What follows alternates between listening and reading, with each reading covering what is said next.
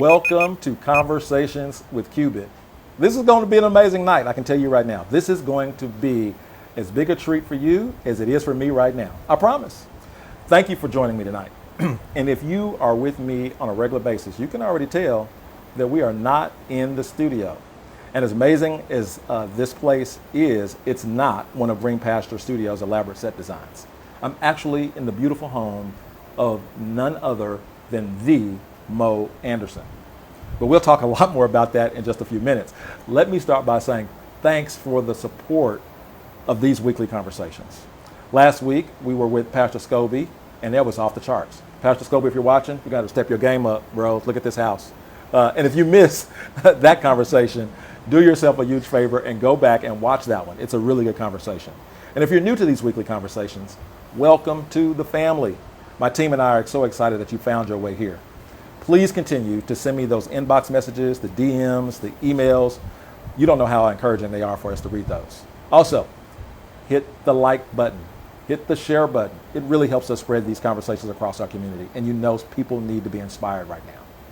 Also, continue to comment during and after the broadcast. Your feedback is extremely important.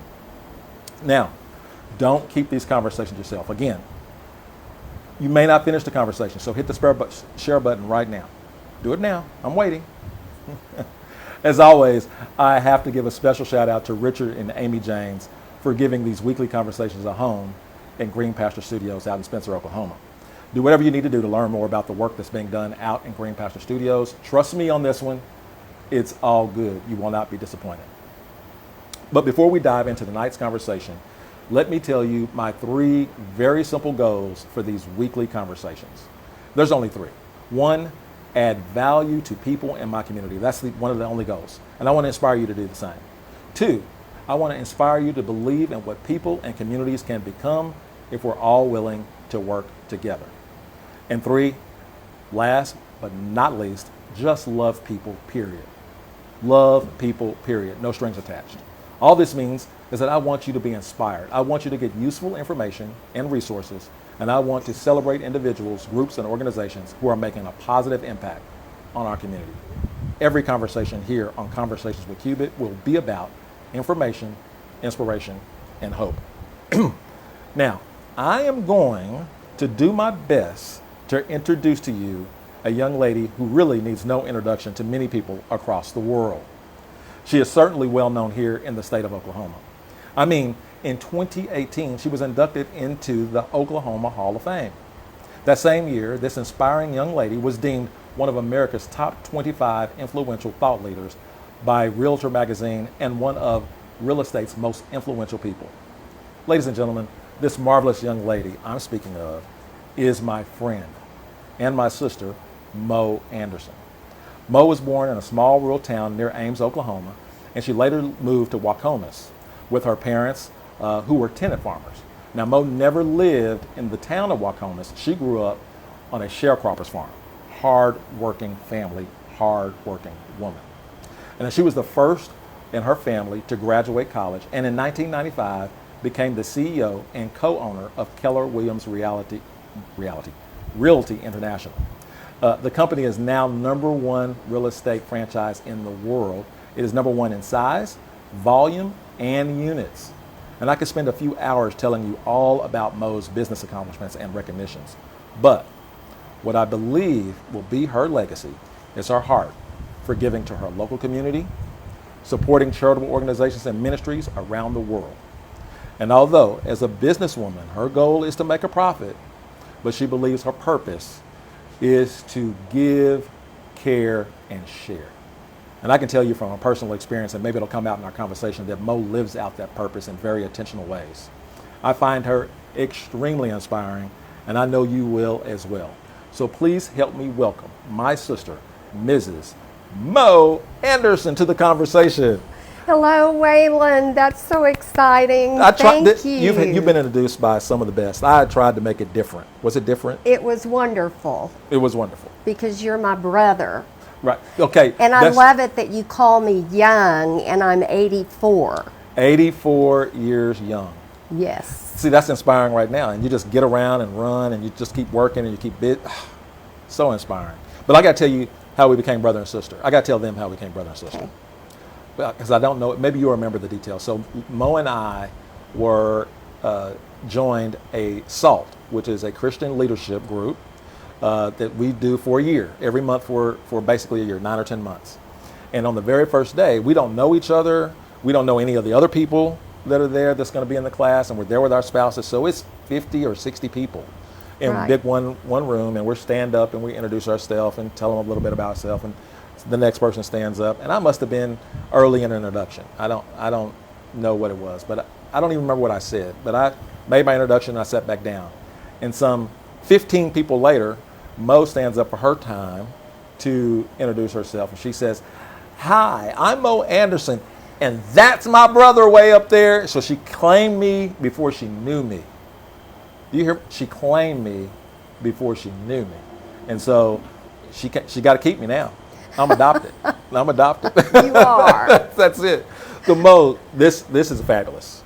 This is probably my 4th or 5th time coming out to visit you out here, but this has got to be way different than the farm back near Waukomis. Oh my! Tell me, give me a little bit of that journey. And the other farms we And the other lived farms. on. Well, as a young child, I began to dream about having a home that would keep the rain out, the snow out, the snakes out, and the mice and rats and other varmints. And at 8 years old, I had a house pictured in my head. Really? And it was probably 1,000 square feet, but it was really tight, and it was really built in my head so that these animals couldn't come in. And as I grew older, the house in my head became a little bit bigger, a little bit larger, because remember, I grew up in poverty. And then when the Lord started blessing us in our late 60s and our 70s, the house got pretty big in my head. And the yard got bigger. Yeah. And here we are. And every day I wake up and I say, Lord, I can't believe you're allowing me to live in something so beautiful. I mean, it didn't have to be this beautiful. So will I still get a mansion? Yeah, that's right. Well, you still get it. Or is this it? Well, we know as believers, we know this is really a shack compared to. This is really a shack compared, but to me, it's the prettiest thing in the world. This is something to behold. I'm telling you, there's and when we first came here, the very first time. Well, let me back up. Let me back up. I don't want to give it away, but about my first time here. But you invited the entire class out here one time, and I haven't ever told you this, but I had no intentions of coming. Really? I had no intention of coming. I said, I don't want to party with those people. I party different. I party hardy. That's what I think of. And those people aren't going to party like me and all that kind of stuff. But then, Mo, you captivated me. You tricked me. Or I don't know what you were doing. So I want you to tell I started getting these the mail, and a box of books is what I remember getting. One is what was your book too, but these box of books and good reading, and the next month cookies or something else. Every month something came to remind me of the date that we were having the party. Right. Right. Tell me the brains behind. Where did that come from? Well, I decided that anytime I had a large event like that, I would send some little something each month for 6 months before the function. And this way it would remind the person, and I would send something provocative which would make them want to come. Mm-hmm. And so it would be, I can't even remember what I sent you all, but it was really interesting because we had almost 100% attendance. Yes. And the 2 that weren't here were out of town. So you see, you do it to make provocative statements. And if you didn't have the money to send gifts... That's my next question. What do we do? Well, then what you do is you take a little note and you write a provocative statement. For example, you will never have fun like you'll have when you come to the party.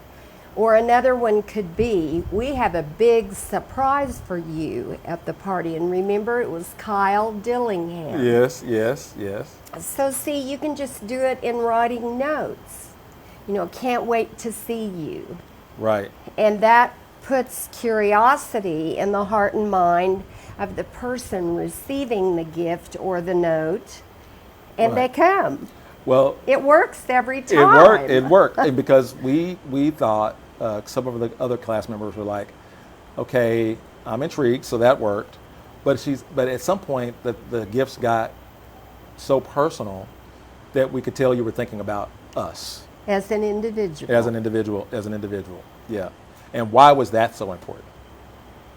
Well, because I loved my class. You were the first one that I fell in love with. Did y'all hear that? I was number one. Because I learned you were a policeman. I learned about different things that you do in your community. I have witnessed how you break down barriers between races, and I love that.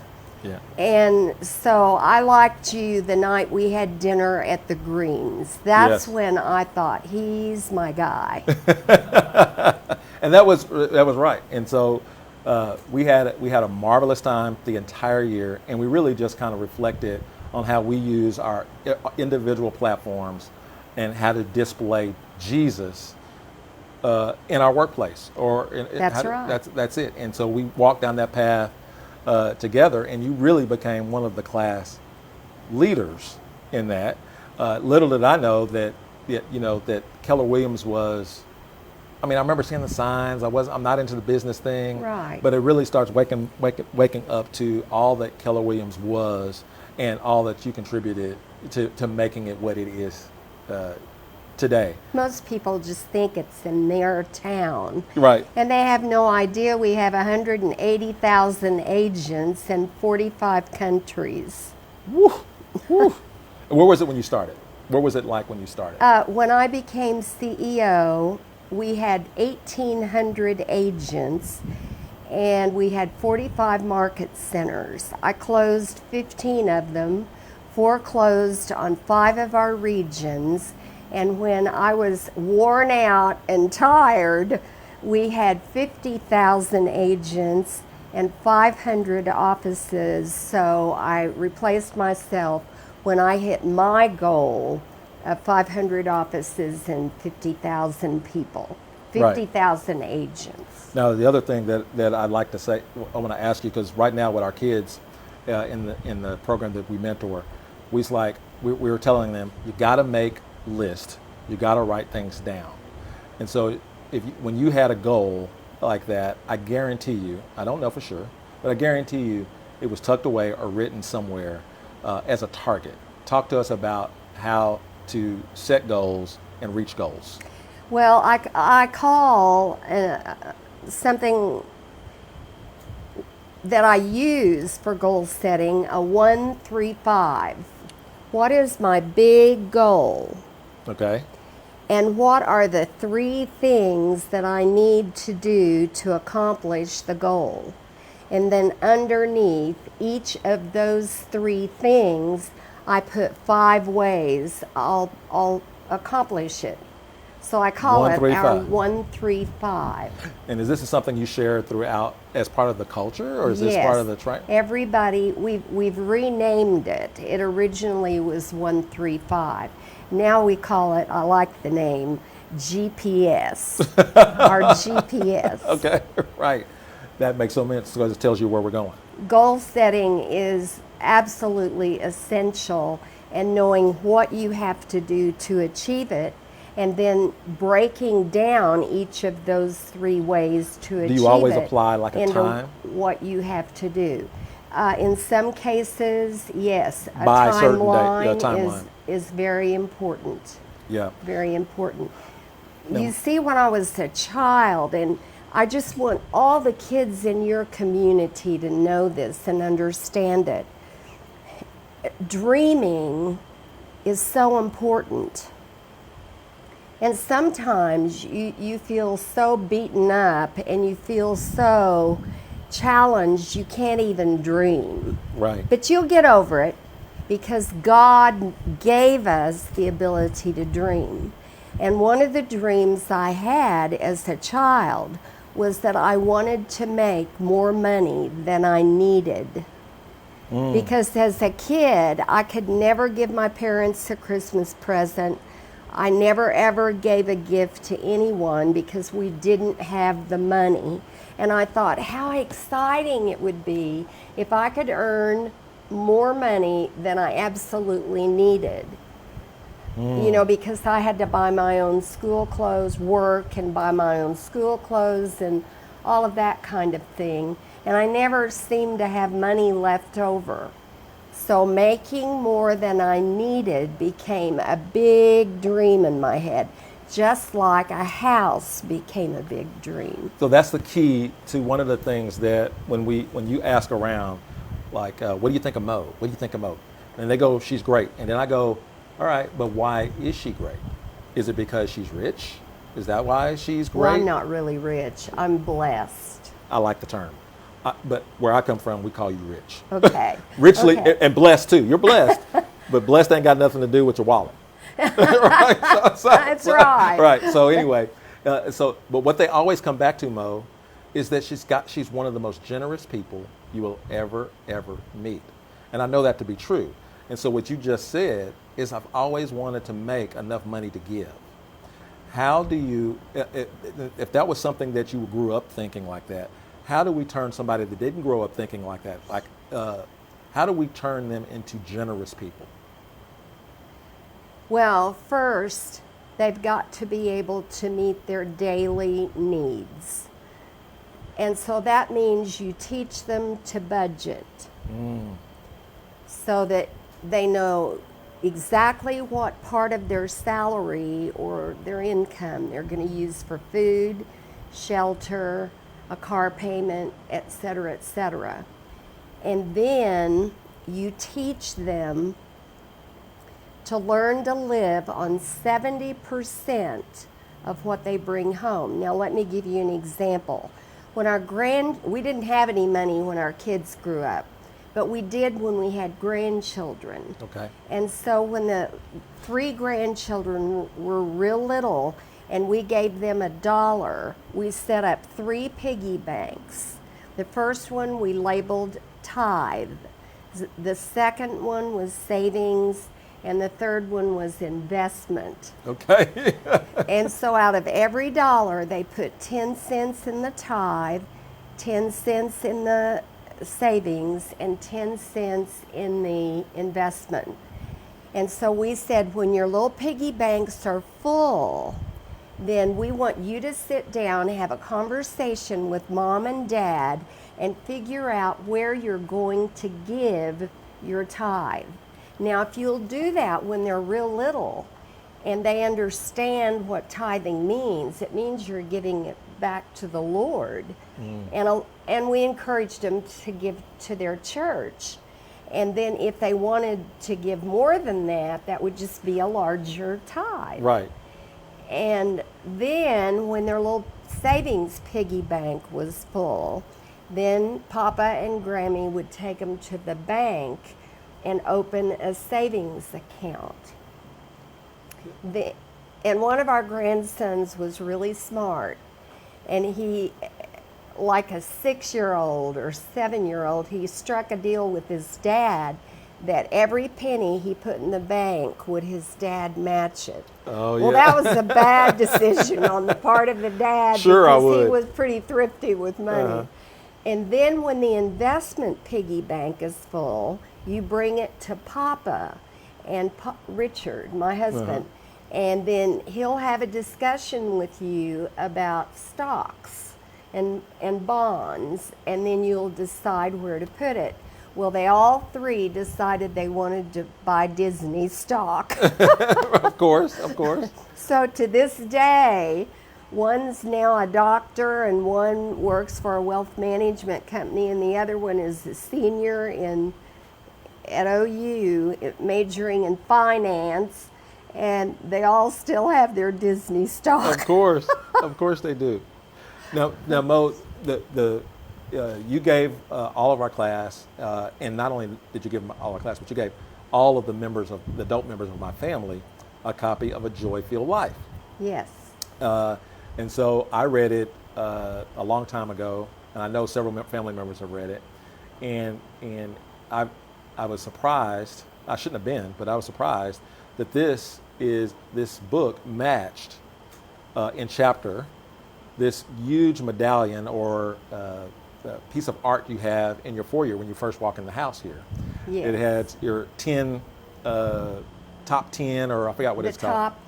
The 20 lessons. 20 lessons, yes. In the book, 20 and lessons then it names the title. Right, it names the title. So one of the things that, and I don't want to give you guys the book. I want you to read the book. You've got to read it from cover to cover. I'll give the guys the book tonight. Okay, all right. See that? Y'all blessed. You're blessed. See, not rich. You're blessed. Right. So, so what I'm saying is, in the book, I learned that real estate was not the thing that you chose for yourself. No. My dream, as I would walk down the pasture lane every evening at the age of 6 to bring in the livestock, my dream was to become a public school music teacher, because I had a music teacher that just deeply inspired me. I didn't know enough about real estate to even think about it, because we never did own what we lived in or the farm that we lived on. So Right. see, that didn't even register. Right. And so in the book, you describe moving, going to school, teaching. You actually taught for a little bit. I was a public school music teacher, and the beautiful thing about that is I could not major in music at OU. I went to Oklahoma College for Women my first year. That college doesn't exist anymore, and it was just wonderful, but I decided to move to OU because I felt a degree from OU might have enough clout that it would help me achieve something or get into a certain school system. And to be able to major in music there, I needed a piano. I didn't have one, couldn't get anybody to give me one, because I worked to pay my tuition and books and room and board, and they closed the practice rooms at 10 o'clock. And I didn't get off work until about 9:30 or 9:45, so there you go. And I gave up my dream, and it was so painful, and said, well, I'm going to major in elementary education. And my first interview was in Midwest City at Traub Elementary School. I don't think it exists. I think so. I think it does. Does it I still think so. exist? I think so. And it was with Lester Goldsboro, who was the principal of the school. At the end of the interview, he looked at me and he said, Mo, would you consider teaching music at our school?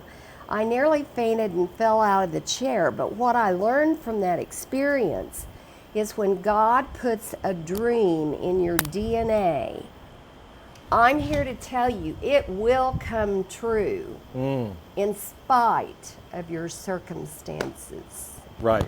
Oh my goodness. Y'all see why I love being around her? It will come true. I don't care what your circumstances are.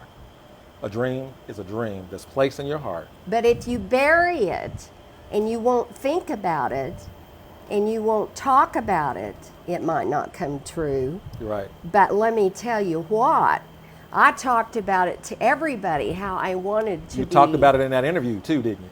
Yes, I did. How I really wanted to major in music. And everybody who'd written a letter for me talked about my musical ability. Right. Is that not exciting? It's very exciting. I could just tell you a jillion stories like that. Well, I want to tell you this one. I want you to share this one, because this is the one that I have shared many times outside of your knowledge, but I share it because it inspires me. and I use it to inspire young people. But when you found out, like that this was well, I got to tell you, OU was the best thing that happened at OU was you met Richard. Well, no, I met him in high school. We were You high school sweethearts. I thought it was in Waukomis. really. I need to get him out here. I thought it was at OU, so he met you. You all went to the same college. High school in Waukomis. But did he go to OU also? Yes, he went to OU on a basketball scholarship. Who went to OU first? No. We both did because we're the same age. Okay. Well, I was gonna find out if you were chasing him, and you told me it was about a piano. Well, I kind of did because I moved from Oklahoma College for Women to OU primarily because he was there. Right. Okay. See, now see, I knew Richard had the magic touch. I knew he did. Anyway, but what happened to get you? You tried, and I don't want to get into the long story, but Richard kind of pulled you away into kind of a business training. He shoved me into selling real estate. That's Right. what he did, by taking me to a class that he said he just wanted me there with him. He was lying through his teeth. But he knew he can get you there. He got you to OU. He knew that he had to get me to the class so I could get into real estate because you have to be licensed. Right. Right. So you got into And the I'm class. so grateful he did. Yeah. This is the story I want to get to. You get the license. You stop teaching. You're doing real estate. And you're not doing so well, Mo. You're not doing so well. And I want you to tell this story about Lily Mae Tillman. Okay, Can you do that? I can do it. I'll try to do it fast. Okay. Yeah. But it's hard to do it fast. I began real estate in January of 1974. I had no training to speak of. And I was the most miserable human being on the face of the earth. I cried every night because I couldn't get anything going. I didn't have any listings, I didn't have any buyers. I finally got one listing. And the months and the days went by, and on August the 1st, I prayed, and when I prayed to the Lord, I'm pretty blunt. And I said, I'm miserable. This can't be your will for me to be in real estate because I am so miserable. And I put my hands on my hip and I said, so here's the deal. Isn't that awful? It's a wonder he didn't strike me with lightning. Well, he did later. That's a whole other story. That's another story. But I said, I remember Gideon, and I know what you did for him when he put out it's called a fleece. So here's the deal, God. I want 3 valid closings in the month of August, or I am out of here. I'm going to go back to UCO, get my master's degree, and go back into teaching, which I love. Now this is where I want to put a mark right here. I want everybody to. This is, or else. I am not doing real estate again if this does not happen. No Keller Williams, no CEO, no dream house. Well, I'd never heard of Keller Williams, Right. and But the none of this idea of happens. being a CEO None of this happens. was not even in my ability to think about. If you quit, this. That's what would have happened. Okay, go ahead. So, oh me of little faith, the next day I go to UCO and I enroll in graduate school because I'm going to get back into teaching. And the 29th day of August came, and I got a phone call from an agent who wanted to show the only listing I had, and they bought it. And this sparked inside my soul and my heart a snippet of hope. Because I didn't want to fail. I hadn't ever failed at anything that I'd really set out to do, and I didn't want that to be the first time. But I was so miserable, I was committed to go back into teaching. So on this the 30th day of August, I had some people referred to me. I sold them a house by 3 o'clock in the afternoon. And now the flame inside me is pretty Now tall. you're fired up, yeah. And I'm fired up, and I think, oh my goodness, 2. You know, what miracle will happen tomorrow? Because tomorrow is the last day of August. And I woke up on the 31st day of August, and I had no buyers, I had no listings. And by 10 o'clock, I was mad at God.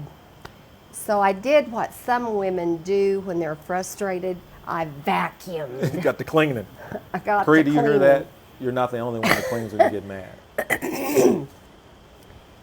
And I said, I am so furious with you, Lord, because it's like you're teasing me.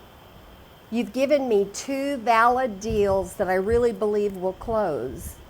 And you're teasing me. Why did you give me 2? Why didn't you give me none or 1? Mm-hmm. I don't like that. Right, right. Because it feels close and yet it's not. Mm-hmm. So I vacuumed some more, and at 10 o'clock my phone rang. And it was some people needing a home. I took them to a home, and the magic happened. I knew Number 3. Immediately they were going to buy that home because they were moving their furniture and they had picked the bedrooms for the kids and all of that. But we go outside for them to get in their car so we can go write up the offer. And Mr. Buyer takes his wife over there in the corner of the yard, and they're talking. And while they're talking, my stomach is churning because I sense there's something wrong. And they come back and say, Mo, we want to buy this house, but we can't buy it through you. Well, I knew they should because I'm the one who showed it to them. Mm-hmm. And I said, why can't you? And they said, because we've been working with a beautiful woman named Lily Mae Tillman. And for 2 weeks, she's driven us around, shown us property, bought us breakfast, purchased lunch. Our kids spilled ice cream in the back of her car, and we just can't treat her this way. And they drove away. And I knew legally, according to the rules, I could challenge her. Right. But I am not about to beg anybody to buy a house through me. Right. I want them to want to buy a house through me.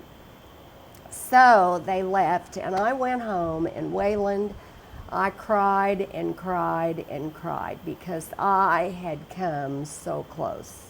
Yeah. At 7 p.m., my phone rang. And it was Mr. Buyer, and he said, we've talked to Lily Mae Tillman, and she told us to do the right thing and buy the house from you.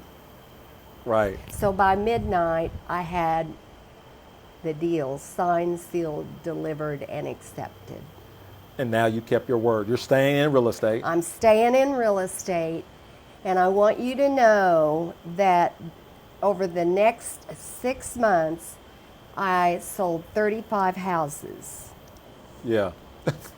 This is it. I cleaned up my stinking thinking in my head, and I established the right kind of mindset.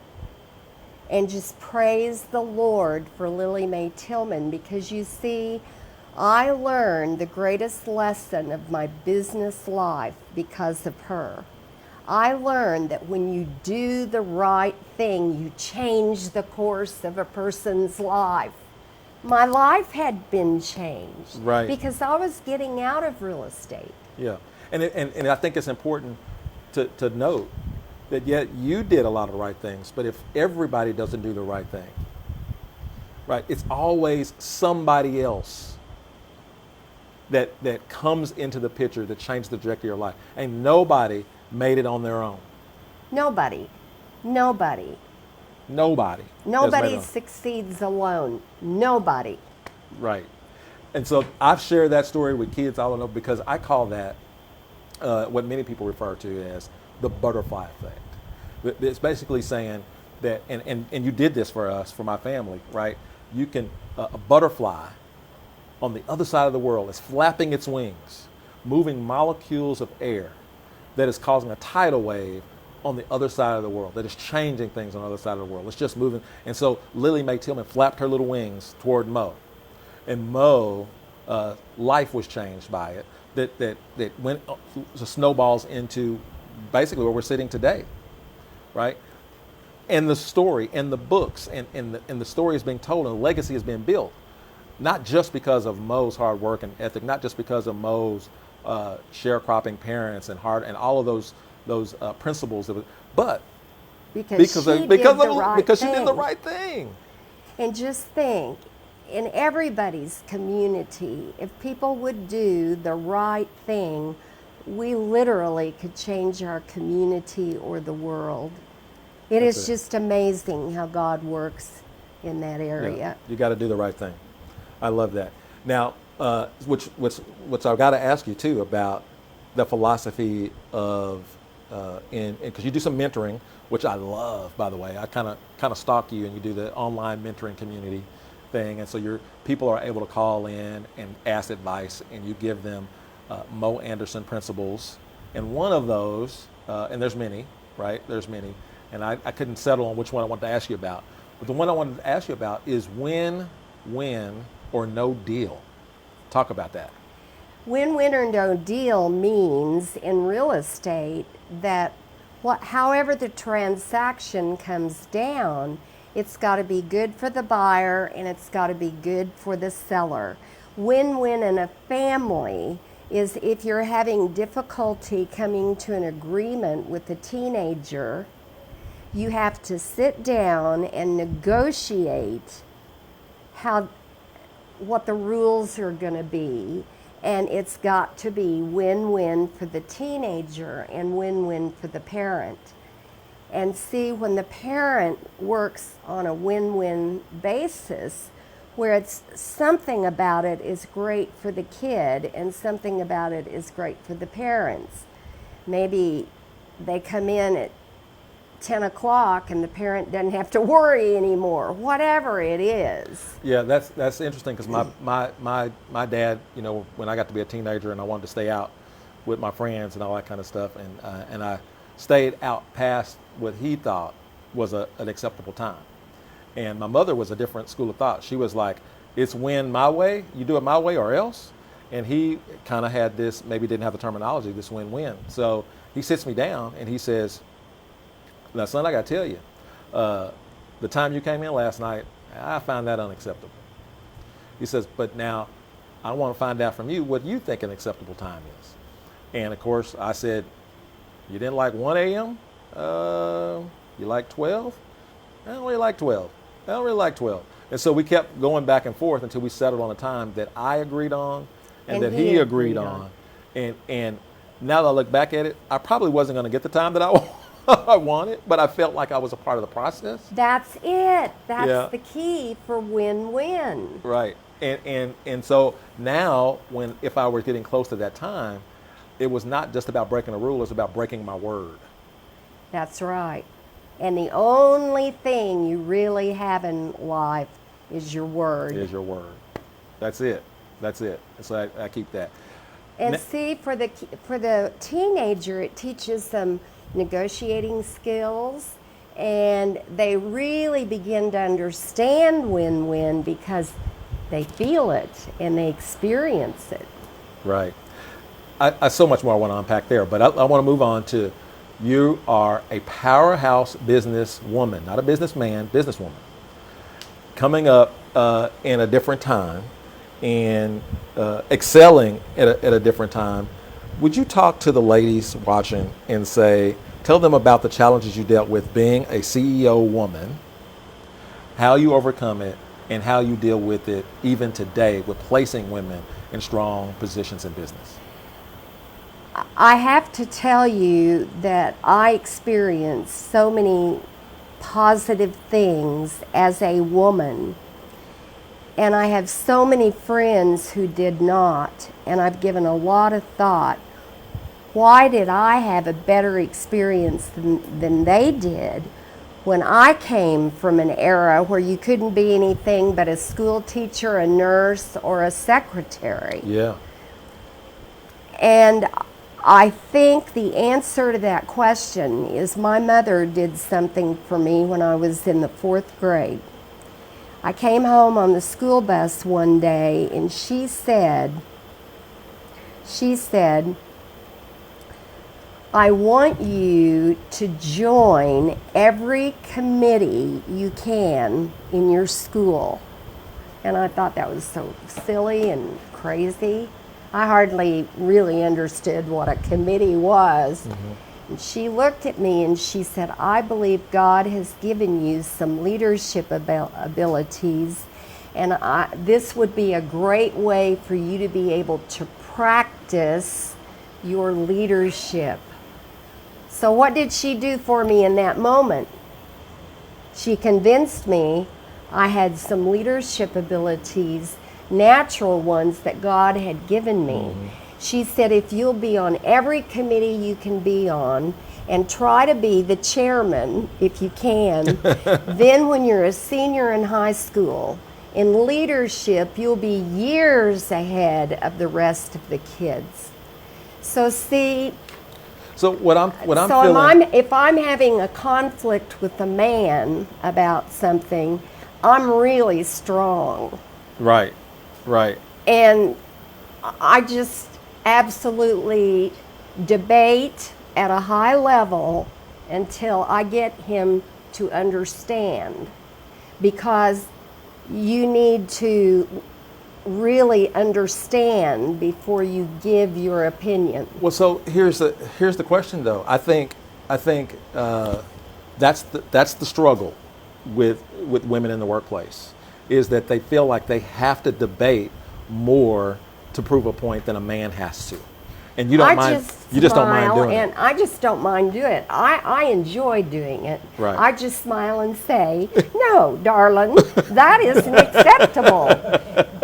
and with me being, see, I have loved my 60, 70, and 80 decades, because the older that you get, the more you can say and get by with it.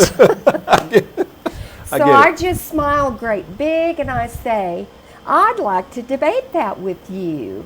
Right. No, Waylon, that is not how it is. Right. Do you find that you have to coach a lot of women in this space? You have to coach a lot of women through this? I try to teach them how to deal with conflict, because if they can learn how to deal with conflicting ideas, and you know how we are today in our culture. If you don't believe like me, I don't like you. Well, see, I'm not like that. Right. You're a Democrat, I'm a Republican, and I just love you to death. I wasn't going to share that. Well, you can cut it out. Get them to cut it out. And I have, a little Democratic friend by the name of Krista Jones that I adore. We can talk about politics all day because long. we don't get mad at each other. It's so childish to get mad at each other because someone disagrees with you. But see, I grew up as a child in an environment where my parents and their Democratic, well, my dad was a Democrat and my mother was Republican, and they just talked all the time with the opposite party and never got mad. Right. So I knew it was possible. Right. And now it's ridiculous. Right. I got to go backwards because somebody asked this question. Okay. About Lily Mae Tillman. Oh, they want to yes. know. They want to know if you ever met her and talked to her, and how you were able to develop that relationship from there. I knew who she was, but I was so new in the business, I hadn't met her. She worked for Century 21. She was an older woman, just little, petite, precious. She walked with a cane. So when this happened, I called her up and said, I want to come and see you. I took her flowers, roses, and I made her accept a referral fee from me. Yeah. That's generosity. Generosity. Because I didn't have to give it to her.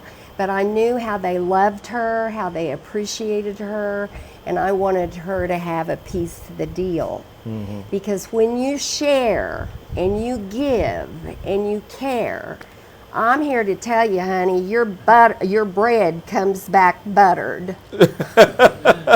Amen to that. The scripture even says so.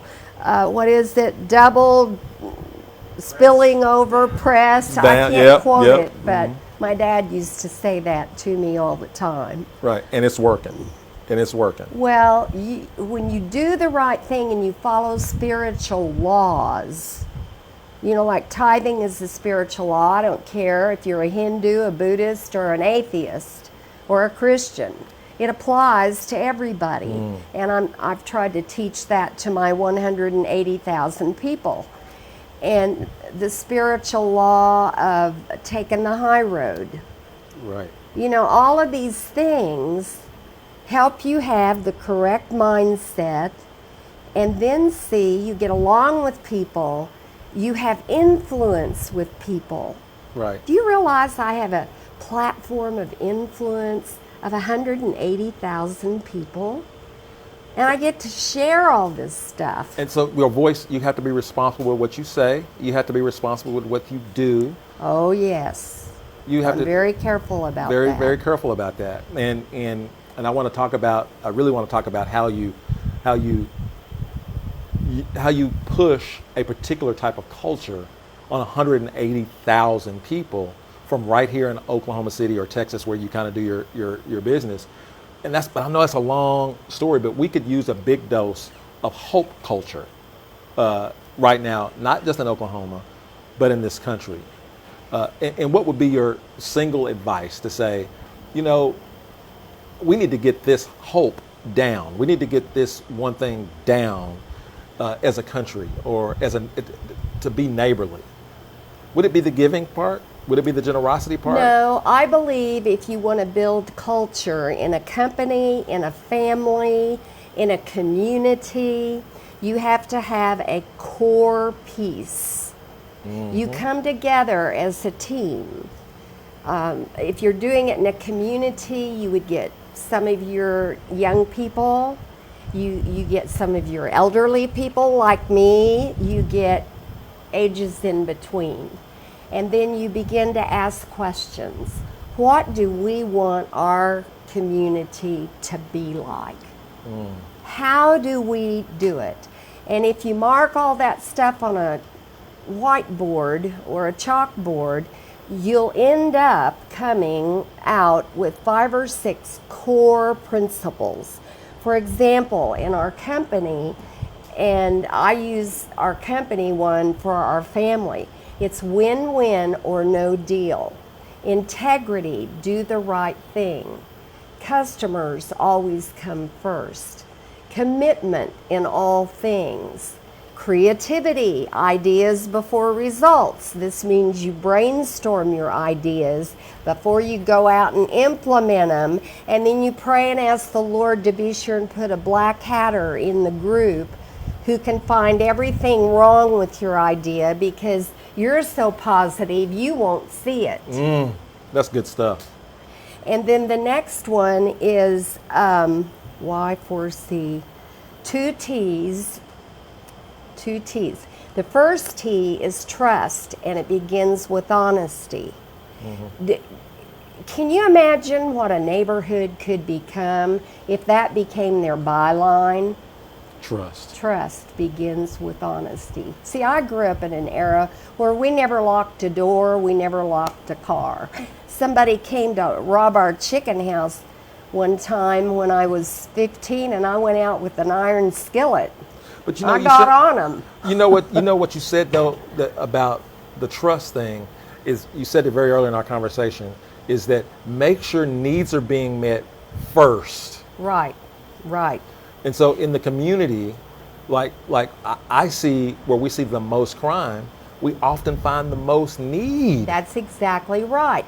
And I tell everybody I speak to, if in every church, every business, every civic club, every entity in the country, if they had a philanthropic model like we do, there would be no need for welfare.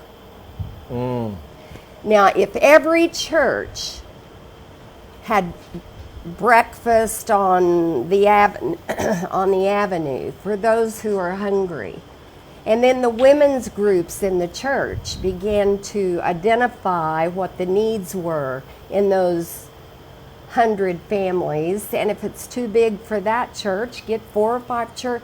See, and then they could take it a step further. They could teach the women, if they want a job, you know, help them get some education on whatever it is they want to do.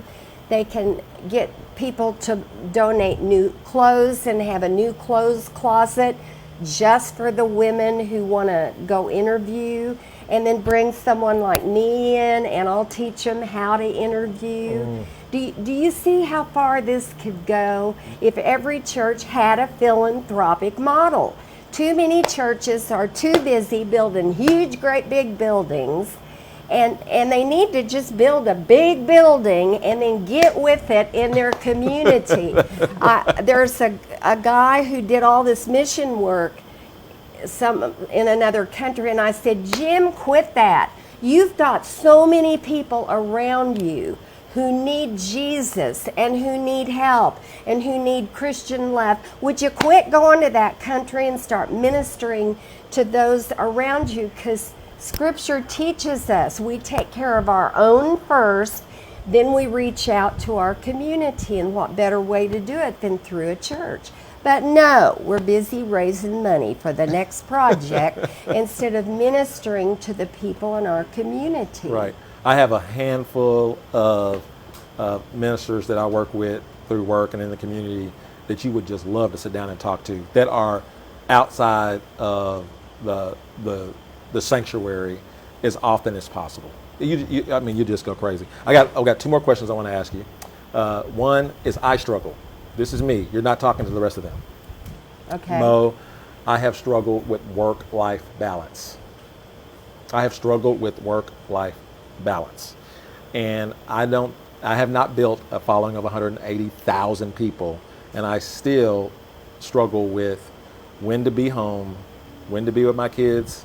I think I'm doing a much better job as a grandparent than I did as a mom. Oh yeah, we dad, all do. We practice on our kids. But would you give me some advice the on key creating to having a life by design?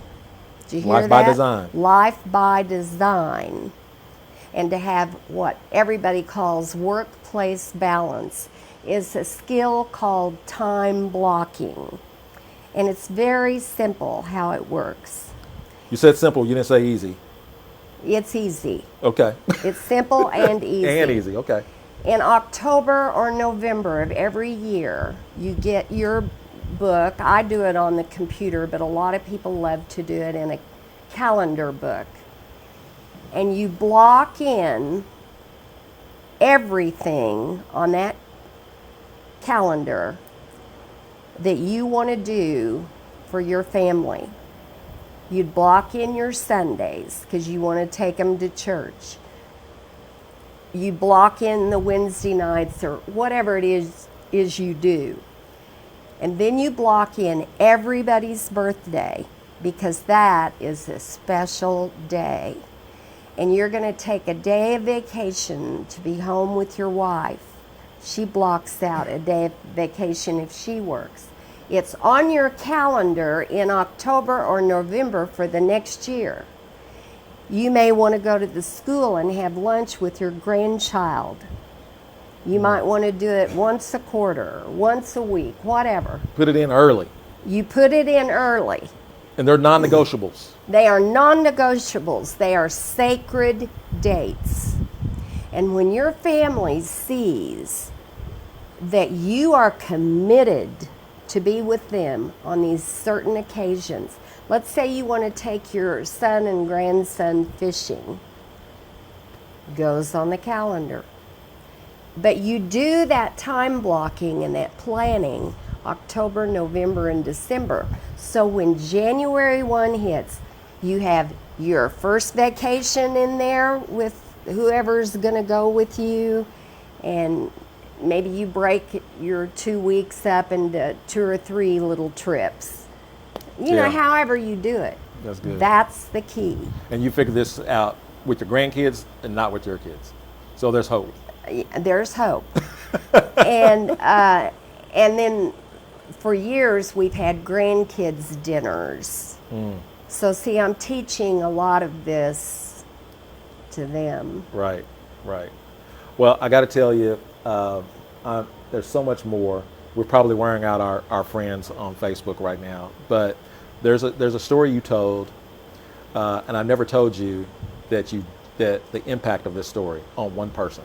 Hopefully, the little butterfly wings went to flying, but I'm gonna tell it to you, and the impact that it had. So I'm sitting at a community event one day, and I'm just passing out pamphlets, kind of advertising and telling people about the work that we do in our program.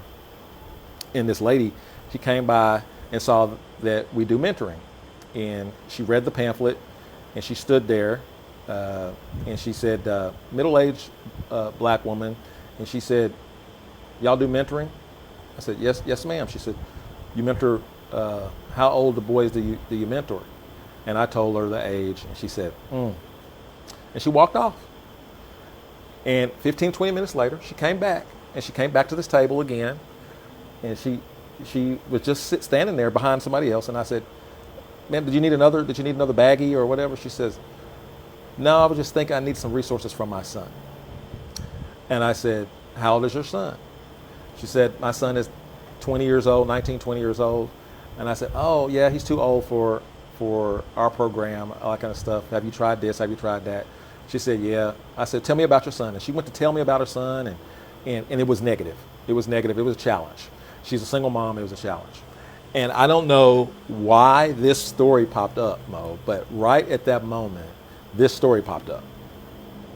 You were taking me, my wife, and a bunch of class out to see your place in Wacomas. We were on a charter bus, and you were at the front of the bus, and as we got started, I guess to break the monotony or whatever, you stood up and said, "Everybody tell about your favorite summer vacation," because we were headed into summer. And row by row, people started standing up and sharing their different summers that they remember as a kid and why they like this summer vacation. And we got done, and you turned around and sat down. And then somebody says, Mo, you got to tell your favorite summer vacation. And you go, "Oh, you want me to tell it?" "Yes." And you said, "Well, I take my grandkids, I promise them when they turn 16. You remember the story? Oh, yeah. Okay. You said when they turn 16, I will take them anywhere in the world they want to go. If it's safe. If it's safe. If it's safe. You did highlight that. If it's safe. And everybody went. But this one turned 16, and he tells me that he wants to go on a safari in Africa somewhere. And I'm going, that's not safe. That's not safe. But I don't know. We looked into it, and sure enough, take him on the trip, and we're doing this safari every day of the trip. And just the day or so before we get ready to go, he tells me that he's seen every animal except for a cheetah. He hadn't seen a cheetah. And I tell him, "Yeah, you've seen a cheetah. We've seen everything. I'm not doing that anymore." He said, "Nope, we haven't seen cheetahs, Grandma." That's right. So you went to the guide, and you go to the guide, and you tell the guide, "My grandson hasn't seen cheetahs, do you know?" She says, "Yes, if we get up early in the morning, I know where some are. That we might get lucky and find them out there." So you guys get up, y'all get in the Jeep, you load up really early, really early. And you go out, and he stops the Jeep. And we told the story so good, he stops the Jeep. I can see it. And you can see, look up there, and there's these baby cubs, cheetah cubs, sitting up there on the hill. Little baby cubs. And it was so, and you watch, and then he said, "Shh, look over there. And the mama was kind of creeping in the brush. And across the field, across the way, was a gazelle. And out of nowhere. She spotted it, and she had it in her crosshairs, and before you know it, boom, Mama cheetah takes off, gazelle tries to take off, not near fast enough, and in a cloud of dust, boom, cheetah blows this gazelle up and has it in its grasp. And you go, it was the most amazing thing. Scary, powerful, but She brings it over to her babies. drags it. Drags it to She her drags it babies. across the thing to her babies. And just when you think it's over, the guy says, watch this. And across the other direction, here comes the hyena, making their way over to these cubs who are now playing around and kind of feasting on the gazelle that Mama dropped off for them, that she caught, captured, drug up there. And she used it to teach them where to bite on the neck. Yep. Because when that baby reached up and did his thing on the neck of the gazelle, it went down like that. Yes. It was the most amazing thing. Yep. God is just amazing. Amazing.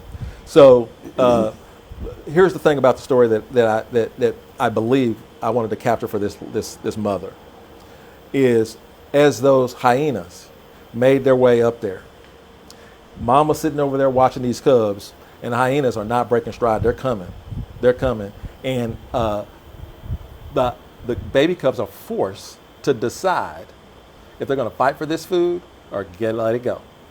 And they let it go. And you say to the guy, well, why didn't that mama Fight more. fight for that food for her babies? Why didn't she fight for her babies? And this is what he told you.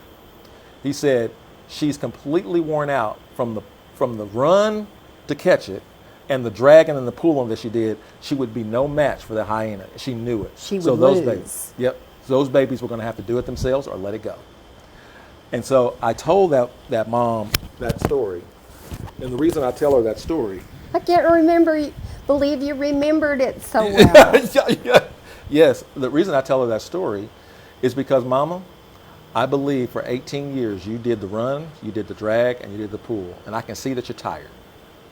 And life is full of hyenas. Oh, yes. Life is full of hyenas. And I described how different hyenas. And I said, your son is now at the point where you're going to have to let him decide on whether or not he's going to eat or starve. Right? You're going to have to make a decision as a single mom that you've done all the catching of his food. If he's going to eat from this point, he's got to do the hunting himself.